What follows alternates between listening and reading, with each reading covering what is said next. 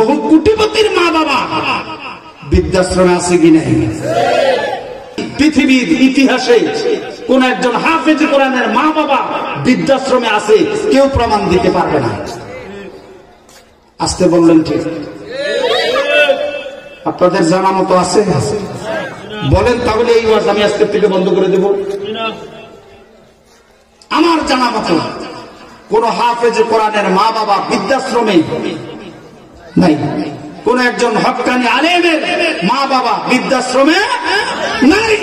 কিন্তু বহু ডক্টরের মা বাবা, বহু ইঞ্জিনিয়ারের মা বাবা, বহু ডাক্তারের মা বাবা, বহু মাস্টার ডিগ্রির মা বাবা, বহু কোটিপতির মা বাবা বৃদ্ধাশ্রমে আছে কি নাই?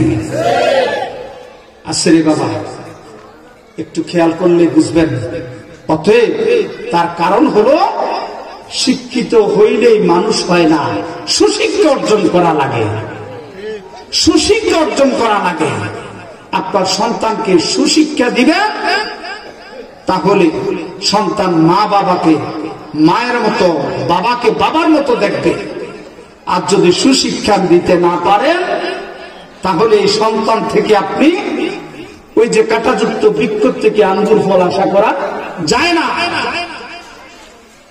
আম গাছ লাগাইলে আম ফল পাবেন, আর লেবু গাছ লাগাইলে লেবু পাবেন।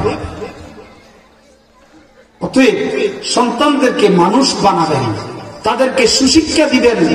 আপনার সামনে মুরব্বীদেরকে সালাম দেয় না, এটা আপনি শিক্ষা দিবেন যে বাবা সালাম দাও।